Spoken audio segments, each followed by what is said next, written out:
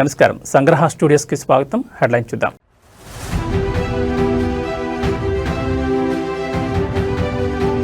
పీఠికాపుర సంక్రాంతి మహోత్సవాల్లో ఉత్సాహం, పాల్గొన్న deputy CM Pawan Kalyan.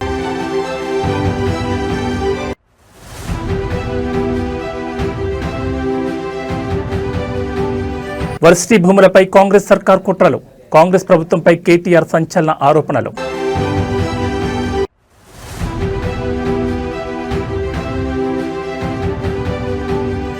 SLBC plan B అమలుకు సన్నాహాలు, మన్నేవారిపల్లి అవుట్లెట్ నుంచి టీబీఎం తొలగింపు.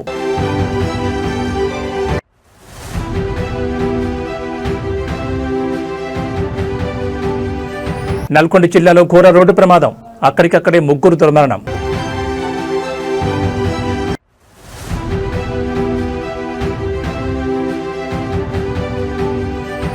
శ్రీవారి మెట్టు మార్గంలో చిరుత సంచారం, నడక మార్గాన్ని తాత్కాలికంగా మూసేసిన టీటీడీ. ఇక వివరాలు చూస్తే ఏపీలో సంక్రాంతి సందడి మొదలైంది. ఉభయ గోదావరి జిల్లాలతో పాటు కృష్ణా, గుంటూరు జిల్లాలో సంక్రాంతి సంబరాలు, ముగ్గుల పోటీలతో పండగ శోభ 4 రోజుల ముందే వచ్చేసింది. వీధుల్లో హరిదాసుల సందడి, రంగవల్లుల్లో గొబ్బెమ్మలు, ఆరుబయట పిండి వంటలు, చుట్టాల కబుర్లు, బంతి భోజనాలు, కోడిపందాలతో పండగ హడావిడి మొదలైంది. డిప్యూటీ సీఎం పవన్ కళ్యాణ్ సొంత నియోజకవర్గమైన పిఠాపురంలో పీఠికాపుర సంక్రాంతి మహోత్సవ వేడుకలను ఆయన ప్రారంభించారు. ఈ సందర్భంగా చిన్నారులకు భోగి పండ్లను పోసి ఆశీర్వదించారు. అనంతరం రాష్ట్ర పర్యాటక శాఖ ఆధ్వర్యంలో హస్తకళలు, చేనేత కళల గొప్పతనాన్ని చాటి చెప్పేలా ఏర్పాటు చేసిన స్టాళ్లను ఆయన పరిశీలించారు. ప్రధానమంత్రి మాతృవందన యోజన కింద గర్భిణీ స్త్రీలకు ప్రభుత్వం తరపున సారిని అందించి ఆశీర్వదించారు. వారికి పోషకాహార కిట్లను అందజేశారు. అనంతరం సంక్రాంతి మహోత్సవాల్లో పవన్ కళ్యాణ్ ఉత్సాహంగా పాల్గొన్నారు. అక్కడి కళాకారులతో కలిసి సరదాగా డాన్స్ చేయగా పవన్ స్టెప్పులకు అభిమానులు కేరింతలు కొట్టారు. ఆవిష్కరణ మహోత్సవ వేడుకలకు మరి ఈ వేదిక సిద్ధంగా ఉంది. హరిజనులు, అదేవిధంగా కూచిపూడి నృత్య ప్రదర్శనలు, తింసా నృత్యాలు, ఇలా అంగరంగ వైభవంగా సాంస్కృతిక కళాత్మక రూపాలతో గౌరవ ఉప ముఖ్యమంత్రి వర్యులు వారికి స్వాగతం పలకడం జరుగుతోంది. గట్టిగా చప్పట్లతో కళాకారులతో వారు కూడా నేరుగా పాల్గొని సాంస్కృతిక కార్యక్రమాలతో వారు అందరూ కూడా వారిని ఎంతగానో ఎంకరేజ్ చేస్తున్నటువంటి సందర్భం మనం చూస్తున్నాం. తింసా నృత్యం మన అందరికీ తెలుసు. యూనివర్సిటీ భూములపై కాంగ్రెస్ ప్రభుత్వ వ్యవహారాన్ని బీఆర్ఎస్ వర్కింగ్ ప్రెసిడెంట్ కేటీఆర్ తీవ్రంగా ఖండించారు. హైదరాబాద్లోని నందినగర్ నివాసంలో కేటీఆర్తో మౌలానా ఆజాద్ నేషనల్ ఉర్దూ యూనివర్సిటీ విద్యార్థులు సమావేశమయ్యారు. యూనివర్సిటీకి చెందిన 50 ఎకరాల భూమిపై కాంగ్రెస్ ప్రభుత్వం చేస్తున్న కుట్రలపై చర్చించారు. అనంతరం కేటీఆర్ మీడియాతో మాట్లాడుతూ ఉర్దూ యూనివర్సిటీని నిర్వీర్యం చేసే కుట్రలను విద్యార్థులు వివరించారని తెలిపారు. ఓఆర్ఆర్ కోసం మౌలానా ఆజాద్ నేషనల్ ఉర్దూ యూనివర్సిటీ గతంలో 32 ఎకరాలు ఇచ్చిందని కేటీఆర్ తెలిపారు. కాజాగూడ లింక్ రోడ్ కోసం మరో 7 ఎకరాల భూమి ఇచ్చారని పేర్కొన్నారు. ఇప్పుడు మళ్లీ 50 ఎకరాల భూమిపై రేవంత్ సర్కార్ కుట్రలు చేస్తోందని ఆరోపించారు. ప్రస్తుతం రాష్ట్రం రియల్ ఎస్టేట్ బ్రోకర్ చేతిలో ఉందని అన్నారు. అగ్రికల్చర్ యూనివర్సిటీ, హెచ్సియు భూములపై రేవంత్ కుట్రలు చేస్తారని మండిపడ్డారు. హెచ్సియులో 10,000 కోట్ల కుంభకోణం జరిగితే కేంద్రం ఎందుకు స్పందించడం లేదని ప్రశ్నించారు. యూనివర్సిటీ భూములపై రేవంత్ సర్కార్ విరుచుకుపడుతోందని కేటీఆర్ విమర్శించారు. రాజ్యాంగాన్ని చేతిలో పట్టుకుని రాహుల్ గాంధీ చేస్తుంది ఇదేనా అని ప్రశ్నించారు. మైనార్టీలపై ప్రేమ అంటే ఇదేనా అని నిలదీశారు. 2 లక్షల ఉద్యోగాలు ఏమయ్యాయని కాంగ్రెస్ అగ్రనేత రాహుల్ గాంధీని ప్రశ్నించారు. మళ్ళీ తిరిగి 2-2.5 ఏళ్లలో కేసీఆర్ గారి ప్రభుత్వం వస్తుంది. వచ్చిన తర్వాత ఇదే యూనివర్సిటీలో ఆ ల్యాండ్ లోనే ఎక్స్పాన్షన్ కి కావాల్సిన డబ్బులు కూడా అవసరమైతే స్టేట్ గవర్నమెంట్ నుంచి మేమిచ్చి మీకు అండగా నిలబడతాం. Future expansion also we will take responsibility if the central government does not act. We will add infrastructure, we will come back and we'll stand by the students. And in this fight they are meeting every political party, they are meeting every political leader. I wish them the best. We are with you. We'll raise our voice in all forums. We'll raise our voice in Rajya Sabha where we have representation. We'll also come with you to Delhi if need be. Delhi bhi aayenge aur union government se bhi sawal karenge ki kyun kar rahe ho aap ye log ye sab. To isliye main aapse kehna chahta hu, media kuda nenu ధన్యవాదాలు చెప్తాను. ఎందుకంటే మీరు అందరూ కూడా ఇష్యూని support చేస్తా ఉన్నారు. Central యూనివర్సిటీలో ఎట్లా అయితే ఈ ప్రభుత్వం భూములను గుంజుకునే ప్రయత్నం చేసిందో ఇక్కడ మౌలానా ఆజాద్ యూనివర్సిటీలో కూడా అదే రకంగా భూములను లాక్కునే ప్రయత్నం చేస్తున్నది. మరి నిన్న ఏం జరిగింది? నిన్న రాత్రి 2 ఏళ్లు గడిచిపోయింది, 25 నెలలు దాటిపోయింది. ఇంతవరకు 10,000 ఉద్యోగాలు కూడా ఇవ్వలేదు. మీరు ఏమైనా నీ 2 లక్షల ఉద్యోగాలని చెప్పి పిల్లలు రోడ్డెక్కితే వాళ్ళని ఇష్టం వచ్చినట్టు గొడ్లను కొట్టినట్టు కొట్టి వాళ్ళని 7 పోలీస్ స్టేషన్లో నిన్న ఈ దిక్కుమాలిన ప్రభుత్వం వారిని నిర్బంధించింది. ఈ రోజు కూడా ఉదయం నుంచి మళ్లీ అరెస్టుల మీద అరెస్టులు చేస్తా ఉన్నారు. ఎందుకు? ముఖ్యమంత్రి గారు అక్కడేదో బట్టల షాప్ ఓపెనింగ్ కోతున్నట్ట, దానికోసం ఆ రోడ్డు పోతుంటే ఎక్కడ ముఖ్యమంత్రికి అడ్డం వచ్చి నోటిఫికేషన్ లేవి అని నిలదీస్తారు, ముఖ్యమంత్రిని దిగ్బంధం చేస్తారన్న భయంతో ఇలా పోలీసులను అడ్డం పెట్టుకుని ఒకటి మనం చూస్తూ ఉంటాం. సినిమాల్లో, టీవీల్లో సీరియల్ కిల్లర్లను చూస్తుంటాం.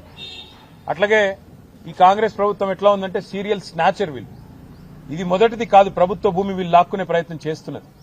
మీకు గుర్తుండాలి, ప్రొఫెసర్ జయశంకర్ గారి పేరు మీద ఉన్న వ్యవసాయ విశ్వవిద్యాలయం నుంచి 100 ఎకరాల స్థలాన్ని తీసుకున్నారు. అక్కడ విద్యార్థులు మొత్తం పోరాటం చేసినా, ఆందోళన చేసినా వారి ఉద్యమాన్ని అణిచివేసి 100 ఎకరాలు తీసుకుని అక్కడ హైకోర్టు కడతామని చెప్పి ప్రభుత్వం వారు ఆనాడు కూడా స్వాధీనం చేసుకున్నారు. రాష్ట్రంలో ఎక్కడా భూమి లేదన్నట్టు విశ్వవిద్యాలయం మీద పడి ఆ ల్యాండ్ గుంజుకున్నారు. ఆ తర్వాత హైదరాబాద్ సెంట్రల్ యూనివర్సిటీలో కూడా ఇదే రకమైన రియల్ ఎస్టేట్ దందా, ఇదే రకమైన రియల్ ఎస్టేట్ వ్యాపారం అక్కడ కూడా చేసే ప్రయత్నం చేసి 400 ఎకరాలు అక్కడ మరి యూనివర్సిటీ భూమిని కూడా తీసుకునే ప్రయత్నం చేస్తే చివరికి సుప్రీంకోర్టు చీఫ్ జస్టిస్ ఆయన స్వయంగా బిఆర్ గవాయి గారు, ఆయన గ్రీన్ బెంచ్ కూడా ఆయనే చూస్తారు కాబట్టి సువమోటోగా ఆయన తీసుకొని ఆదేశాలు ఇచ్చేదాకా వీళ్ళు ఇక్కడ రాష్ట్ర ప్రభుత్వం పట్టించుకోలేదు, కేంద్ర ప్రభుత్వం కూడా పట్టించుకోలేదు. సెంట్రల్ యూనివర్సిటీ భూమి అయినప్పటికీ కేంద్రము స్పందించలేదు. ఇక్కడ రాష్ట్రం అయితే ఒక రియల్ ఎస్టేట్ బ్రోకర్ చేతిలో ఉంది కాబట్టి రాష్ట్రం ఎట్లాగూ వాళ్లే హరాస్మెంట్ చేస్తున్నారు కాబట్టి వాళ్ళు స్వయంగా పట్టించుకోలేదు. కానీ సుప్రీంకోర్టు ఇన్వాల్వ్ అయిన తర్వాత నిజంగా ఒక బాధాకరమైన సంఘటన జరిగింది.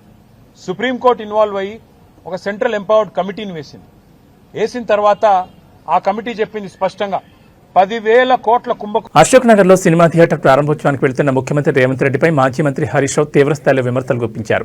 వినోద కార్యక్రమాలకు వెళ్తున్న ముఖ్యమంత్రికి అదే ప్రాంతంలో ఉన్న నిరుద్యోగుల ఆవేదన వినిపించడం లేదని ఆయన ప్రశ్నించారు. హరీష్ రావు రేవంత్ రెడ్డికి సూటుగా సవాల్ విసిరారు. ఎన్నికల సమయంలో ఇదే అశోక్ నగర్ కు రాహుల్ గాంధీతో కలిసి వచ్చి అధికారంలోకి వచ్చిన మొదటి ఏడాదిలోనే 2 లక్షల ఉద్యోగాలు ఇస్తామని హామీ ఇచ్చారు. ఇప్పుడు అదే అశోక్ నగర్ కు వస్తూ నిరుద్యోగులను కలిసే ధైర్యం మీకుందా అని నిలదీశారు. థియేటర్ పక్కనే ఉన్న సెంట్రల్ లైబ్రరీకి వెళ్లి అక్కడ ఉద్యోగాల కోసం వేచి చూస్తున్న నిరుద్యోగుల పరిస్థితిని చూడాలని రేవంత్ రెడ్డి సూచించారు. అసెంబ్లీలో మంత్రి శ్రీధర్ బాబు అందరికీ ప్రభుత్వ ఉద్యోగాలు ఇవ్వాలేమని చెప్పడం నిరుద్యోగులను వంచడమేనన్నారు. బట్టి విక్రమార్క ప్రకటించిన జాబ్ క్యాలెండర్ ఒక జాబ్లెస్ క్యాలెండర్ గా మిగిలిపోయిందని ఎద్దేవా చేశారు. ఇవాళ రేవంత్ రెడ్డి గారు ఒక సినిమా థియేటర్ ఓపెనింగ్ పోతున్నారు. పోనీ మంచిదే, సినిమా టాకీస్ ఎవరు అశోక్ నగర్ లో పిలిచిందట, ఇబ్బంది కత్తిరించినందుకు అశోక్ నగర్ పోతున్నారు cinema talkies inauguration. Revanth Reddy పోతున్నావు అశోక్ నగర్, కానీ మరి ఎలక్షన్ల ముందు అదే అశోక్ నగర్ లో సెంట్రల్ లైబ్రరీకి పోయినావు, యాదుకుందా? నువ్వు రాహుల్ గాంధీ కలిసి అశోక్ నగర్ లో ఆ సినిమా టాకీస్ పక్కకే సెంట్రల్ లైబ్రరీ ఉంటుంది. అక్కడ మెట్ల మీద కూర్చొని బిడ్డ మాకు గవర్నమెంట్ వచ్చేటట్టు చేయి, మా గవర్నమెంట్ వస్తే కాంగ్రెస్ ప్రభుత్వం రాగానే 2 లక్షల ఉద్యోగాలు ఒకటే ఏడాది ఇస్తా అని మాట ఇచ్చేచ్చు. నువ్వు మరొక్కసారి పోయిరారా దాదాక సినిమా టాకీస్ రిబ్బన్ కత్తిరించినాక ఒక్కసారి అశోక్ నగర్ సెంట్రల్ లైబ్రరీకి పోయిరారాదు, పోయి ఏం చేసినావో వాళ్ళకి ఇచ్చిన మాట ఏందో ఒక్కసారి మాట్లాడు. నిన్న దిల్సుఖ్ నగర్ లో పిల్లలంతా రోడ్ల మీదకి వచ్చి ధర్నా చేసాం. ఎన్నికల ముందు కాంగ్రెస్ వాళ్ళేమో 2 లక్షల ఉద్యోగాలు ఏడాది ఇస్తాం, గవర్నమెంట్ ఉద్యోగాలు ఇస్తామన్నారు. నిన్న అసెంబ్లీలో మంత్రి శ్రీధర్ బాబు గారు చెప్తున్నారు, గవర్నమెంట్ ఉద్యోగాలు ఏడుంటాయి పోయి ప్రైవేట్ లో నౌకరు చేసుకోపోయి అందరి గవర్నమెంట్ ఉద్యోగాలు ఇచ్చి సాధ్యమవుతుందా, ఇది కాదు అని చేతులు ఎత్తేసాడు. బట్టి విక్రమార్క గారేమో జాబ్ క్యాలెండర్ పెట్టి జాబ్లెస్ క్యాలెండర్ చేసేసిండు దాన్ని. మరి ఇప్పుడు అశోక్ నగర్ కు రేవంత్ రెడ్డి గారు సినిమా టాకీస్ ఇనాగ్రేషన్ పోతే 1000 మంది పోలీసు వాళ్ళని పెట్టిరట. ఏదైనా సందులకెళ్ళి పొలాలు వస్తారేమో అడుగుతారేమో అని 1000 మంది పోలీసు వాళ్ళని పెట్టుకుని సినిమా టాకీస్ ఇనాగ్రేషన్ పోతుండే. ఇప్పుడు నిన్న మొన్న దిల్సుఖ్ నగర్ లో పిల్లలు పాపం ఏమైనాయి మా 2 లక్షల ఉద్యోగాలు, ఏమైంది మా జాబ్ క్యాలెండర్ అని అడిగితే వాళ్ళ ఈపులన్నీ వాయగొట్టేసి బూతులు. సంగారెడ్డి జిల్లా కొల్లూరులో 9 ఎకరాలకు పైగా భూమిని కబ్జా చేసేందుకు యత్నించారు కొందరు వ్యక్తులు. రాత్రికి రాత్రి 200 మందికి పైగా దుండగులు ప్రైవేట్ భూమి వద్దకు చేరుకున్నారు. కంటైనర్, నేమ్ బోట్లు, రేలింగ్ పైపులతో డీసీఎం ట్రాలీ ఆటోలు అర్ధరాత్రి వేళ వచ్చి హల్చల్ చేశారు. జేసీబీల సహాయంతో ప్రహారీ గోడలు తొలగించి రేలింగ్ పైపులను పాతిన వైనం కనిపిస్తోంది. దుండగులు సెక్యూరిటీ గార్డులను కిడ్నాప్ చేసి నార్సింగ్ వద్ద వదిలేసి వచ్చారు. మరో వాచ్మెన్ దంపతులపై దాడి చేసి చంపుతామని బెదిరింపులకు పాల్పడ్డారు. జి మాధవి వైఫ్ ఆఫ్ భగవంత్ రెడ్డికి చెందిన సర్వే నెంబర్ 192/9లోని 5.12 గుంటల భూమి, చెదలవాడ శ్రీనివాస్ చెందిన 4 ఎకరాల భూమి ఉన్నట్లు అధికారులు గుర్తించారు. వదిలిపెట్టిన సెక్యూరిటీ గార్డుల ద్వారా సమాచారం అందుకున్న సూపర్వైజర్ పోలీసులకు సమాచారం ఇవ్వడంతో కొల్లూరు పోలీసులు ఘటనా స్థలానికి చేరుకున్నారు. రాత్రి దాదాపు 20 మంది మహిళలు, 12 మంది పురుషులను అదుపులోకి తీసుకున్నట్లు కొల్లూరు పోలీసులు తెలిపారు.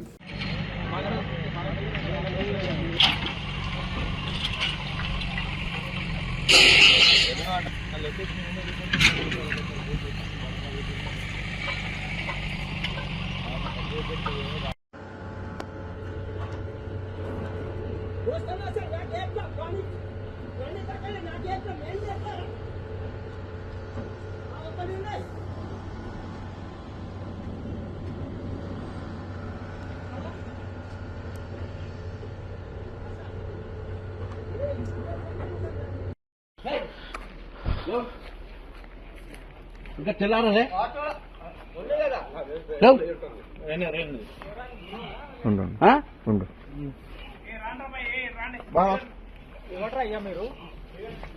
మీద ఆటో అవును సార్ అవును. తిరుమలలో మందు బాటిల్స్ లభ్యమైన విషయంలో ఇప్పటికే కేసు నమోదైంది. వైసీపీ చెందిన కోటి అనే కార్యకర్తతో పాటు ఓ మీడియా ప్రతినిధిని పోలీసులు అరెస్ట్ చేసిన విషయం తెలిసిందే. అయితే కోటి అనే వ్యక్తి టీటీడీ మాజీ చైర్మన్ వైసీపీ నేత భూమన కరుణాకర్ రెడ్డి అనుచరుడని కూటమి నేతలు ఆరోపిస్తున్నారు. మద్యం బాటిళ్ల వివాదం వైసీపీ కుట్రగా పేర్కొంటూ విమర్శల వర్షాన్ని కురిపిస్తున్నారు. దీనిపై భూమన కరుణాకర్ రెడ్డి స్పందిస్తూ శుక్రవారం మీడియాతో మాట్లాడారు. కూటమి ప్రభుత్వం తిరుమల పవిత్రతను దెబ్బతీస్తోందని భూమన ఆరోపించారు. మద్యం బాటిళ్లు లభ్యం అవడం వెనుక వైసీపీ పాత్ర ఉందనేది అవాస్తవమన్నారు. తప్పుడు కేసులు బనాయించి భయపెట్టే ప్రయత్నం చేస్తున్నారని విమర్శించారు. బిఎన్ఎస్ సెక్షన్ 152 కింద కేసు కట్టడం అత్యంత దారుణంగా అభివర్ణించారు. న్యాయమూర్తులు ఉన్నారు కాబట్టి తాము బతికిపోతున్నామన్నారు. లేదంటే వైసీపీ నేతలు కార్యకర్తలు జైళ్లే ఆవాసాలుగా మారేవన్నారు. ప్రస్తుతం TTD chairman BR Naidu private సైన్యాన్ని నిర్వహిస్తున్నారని అనుమానం వ్యక్తం చేశారు. వారే మద్యం తాగి బాటిళ్లను అక్కడ పడేశారని ఆరోపణలు గుప్పించారు. 25 గోను సంచుల నిండా మద్యం బాటిల్ బయటపడిన విషయం నిజం కాదా అని ఆయన కూటమి ప్రభుత్వాన్ని ప్రశ్నించారు. మద్యం బాటిళ్లు వేసింది వైసీపీ కార్యకర్తనే అయితే దూరం నుంచి ఉన్న సీసీటీవీ ఫుటేజ్ కాకుండా దగ్గరగా ఉన్న సీసీటీవీ ఫుటేజ్ విడుదల చేయాలని సీఎం చంద్రబాబుకు సవాల్ విసిరారు. నిజంగా నీవు భక్తిపరుడువే అయితే నిరంతరం కరుణాకర్ రెడ్డి భక్తిపరుడు కాదని మాట్లాడుతున్నావే, ఛాలెంజ్ విసురుతున్నా. ఆ మొత్తం సీసీ ఫుటేజ్ ని బయట పెట్టండి. ఒకవేళ నువ్వు అన్నట్టుగానే కోటి చేశాడు అన్నది మరి ఏమైంది మీ భద్రతా వ్యవస్థ? కింద అంత పెద్ద ఎత్తున టాస్క్ ఫోర్స్ అంతా ఉంటుంది కదా, చెక్ పోస్ట్ ఉంది కదా, ఎలా వెళ్ళినాయి?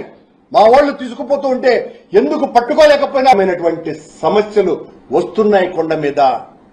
ఏదో నేను చేశానని బీఆర్ నాయుడు అంటున్నాడు. బీఆర్ నాయుడు, నేను చెప్తున్నా, నీ ప్రైవేటు సైన్యం, నీ దళారీ సేన తాగి పారేసి ఉండవచ్చు. నీకెక్కడ భక్తి ఉంది? నువ్వు నీ అరాచకాలకు అంతెక్కడుంది? ఎలా వచ్చాయి నీకు ఇన్ని వేల లక్షల? తిరుమల శ్రీవారి మెట్టు నడక మార్గంలో మరోసారి చిరుత సంచారం కలకలం రేపింది. ఈ మార్గంలో 400వ మెట్టు సమీపంలో చిరుత సంచరిస్తున్నట్లు కొందరు భక్తులు గుర్తించి వెంటనే టీటీడీ అధికారులకు సమాచారం అందించారు. దీంతో భద్రతా సిబ్బంది హుటాహుటిన ప్రాంతానికి చేరుకుని పరిస్థితిని సమీక్షించారు. భక్తుల భద్రతను దృష్టిలో ఉంచుకుని టీటీడీ అధికారులు శుక్రవారం ఉదయం శ్రీవారి మెట్టు మార్గంలో రాకపోకలను తాత్కాలికంగా నిలిపివేశారు. మార్గం మొత్తం విస్తృతంగా తనిఖీలు చేపట్టి చిరుత కదలిక లేవని నిర్ధారించుకున్న తర్వాత భక్తులను తిరిగి అనుమతించారు. ఈ నేపథ్యంలో భక్తులు అప్రమత్తంగా ఉండాలని, ఒంటరిగా కాకుండా గుంపులుగా ప్రయాణించాలని అధికారులు సూచించారు. పరిస్థితిని నిరంతరం పర్యవేక్షిస్తున్నామని, భక్తులు భయపడాల్సిన అవసరం లేదని భరోసా ఇచ్చారు. గత కొంతకాలంగా అలిపిరి శ్రీవారి మెట్టు మార్గంలో చిరుతలు, ఎలుగుబంట్ల సంచారం తరచుగా నమోదవుతుండటంతో భక్తులు ఆందోళన చెందుతున్నారు. ఇప్పటికే టీటీడీ ఆయా ప్రాంతాల్లో సీసీ కెమెరాలతో నిఘాను పటిష్టం చేసింది. రాత్రి వేళల్లో భక్తులను గుంపులుగా అనుమతించడం, అటవీ ప్రాంతాల్లో ఆహార పదార్థాలు పడేయొద్దని సూచించిన వంటి జాగ్రత్తలు తీసుకుంటున్న విషయం తెలిసిందే.